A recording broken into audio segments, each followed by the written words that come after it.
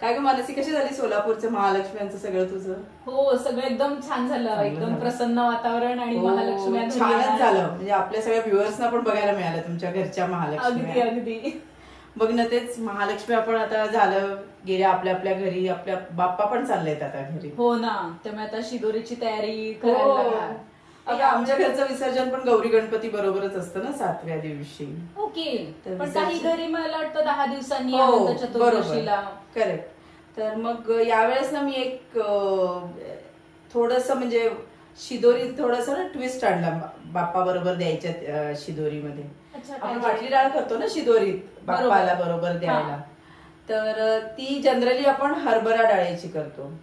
पण आता काय होतं, खूप म्हणजे गोड खाणं झालेलं आहे, बाकी पुरणपोळी वगैरे तर गौरीच्या वेळेस झालेलीच आहे. त्यामुळे खूप जड जड झाल्यामुळे मी एक विचार केला, आमचे वैद्य नेहमी सांगतात हलका आहार घ्यायचा तर तुम्ही मुगाची डाळ खा.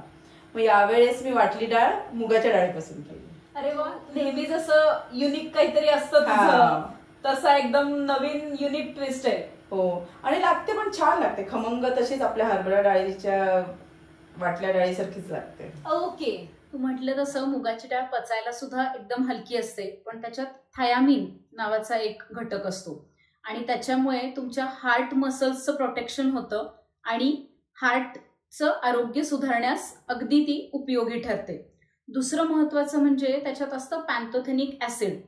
सो जी तुमची सणाची सगळी धावपळ झालेली आहे, गडबड झालेली आहे, जो शरीराला ताण आलेला आहे किंवा मानसिक ताण आलेला आहे, तो ह्याच्याने घालवण्यास मदत होते. आणि अगदी सोपं सांगायचं झालं तर मधुमेही जे डायबेटिक लोक आहे ते हे अगदी खुशाल खाऊ शकतात, कारण का ह्याचा ग्लायसेमिक इंडेक्स सुद्धा एकदम लो आहे. अरे वा, सही ग, म्हणजे माझी आयडिया वर्क झाली म्हणायची. हो, अगदी एकदम. येस. चल मी तुला दाखवू आता कशी करायची रेसिपी. आता या वाटल्या डाळीचं मेन इन्ग्रेडियंट म्हणजे मुगाची डाळ आहे. ही साधारणतः 1 कप आहे, म्हणजे 200 ग्रॅम. ती मी 2 तास भिजवून ठेवलेली. हरभरा डाळीपेक्षा मुगाच्या डाळीला भिजायला पण कमी वेळ लागतो. हे 3 ते 4 हिरव्या मिरच्या घेतल्या आहेत. त्या मिरच्या पण आपल्या आपल्या चवीप्रमाणे कमी जास्त करू शकतो, जसं तिखट पाहिजे. आणि आल्याचा एक छोटा तुकडा घेतलाय. नंतर वरून पिळायला लिंबू, थोडा कढीपत्ता आणि वरून गार्निशिंगसाठी खवलेलं ओलं नारळ आणि कोथिंबीर. आणि आता फोडणीसाठी लागणारं साहित्य: तेल, मोहरी, जिरे, हळद, मीठ, साखर आणि हिंग. हे बघा, आता हे ह्याच्यातलं डाळीतलं पूर्ण पाणी काढून टाकायचंय, पाणी अजिबात राहायला नकोय. जिरे, आलं आणि मिरची हे सगळं मिक्सरमध्ये आपण थोडं भरड वाटून घेऊया, म्हणजे कोर्सली ग्राइंड. हे बघा, आता हे छान वाटून झाले. मिरचीचा मस्त वास येतोय ना, खूप दिवसांनी गोड गोड वासानंतर छान वाटतंय ठसका मिरचीचा. हो, अगदी तू म्हटली तसं अगदी बरोबर आहे, कारण का इतके दिवस आपण गोड खाल्लेलं आहे. आता ती रक्तातली वाढलेली साखर नियंत्रण आणण्याचं काम ही मिरची एकदम उत्तम करेल. Yes, correct. आणि नुसतं रक्तातील साखर नियंत्रण एवढंच तिचं काम नाहीये, तर ती तुमचं डायजेस्टिव्ह ज्यूस तयार व्हायला सुद्धा मदत करते.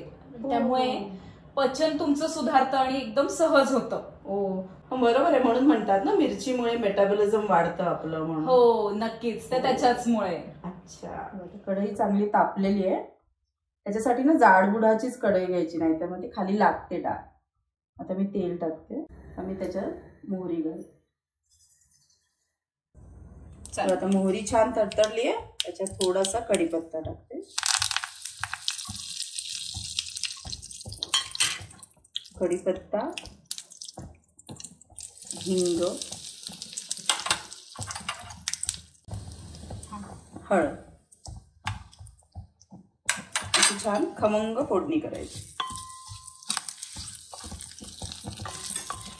आता यात ना आपण मगाशी वाटलेलं आहे ना, हे सगळं मुगाच्या डाळीचं वाटण ते टाकायचं.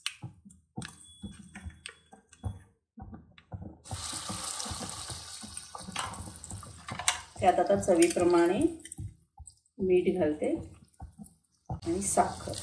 नंतर लिंबू पिळणार आहे म्हणून बॅलन्स करायला साखर. छान असं कालवून घ्यायचं.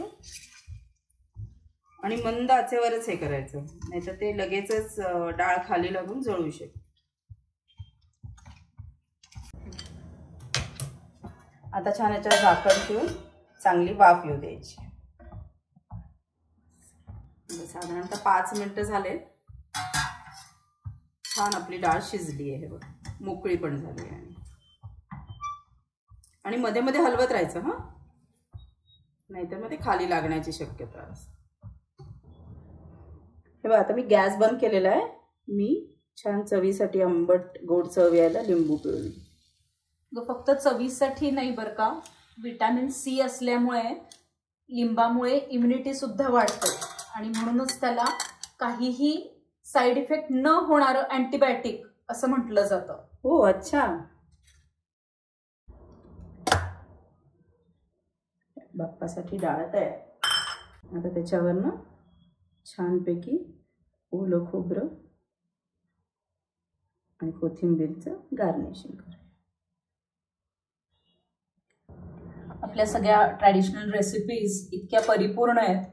मगाशी तू वापरलेला कढीपत्ता आणि कोथिंबीर ह्या सगळ्यामध्ये लोह भरपूर प्रमाणात असतं आणि ते लोह ॲब्सॉर्ब व्हायला विटॅमिन सी ची आवश्यकता असते, तर तेही तू मगाशी घातलंस. त्यामुळे एक परिपूर्ण अशी रेसिपी आज आपल्याला पाहायला मिळाली. बरोबर, म्हणजे एक परिपूर्ण आहार आपण बाप्पाच्या शिदोरीत देतोय. आता प्रवासात बाप्पाला शिदोरी म्हणून वाटली डाळच का, तर ह्याचं उत्तर आहे की वाटली डाळीमध्ये फायबरचं पर्सेंटेज भरपूर असतं. कारण का आपण त्याच्यात कढीपत्ता घातला, कोथिंबीर घातली, डाळ आहे, ह्या सगळ्याचं मिळून फायबरचं पर्सेंटेज भरपूर असल्या कारणाने एक पोटभरीचा पर्याय आपल्याला मिळतो. म्हणून आपण शिदोरी म्हणून वाटली डाळच बाप्पाला प्रसादाला देतो. गणपती बाप्पा मोरया, पुढच्या वर्षी लवकर या. मोरया रे बाप्पा मोरया रे, मोरया रे बाप्पा मोरया रे, मोरया रे बाप्पा मोरया रे, मोरया रे बाप्पा मोरया.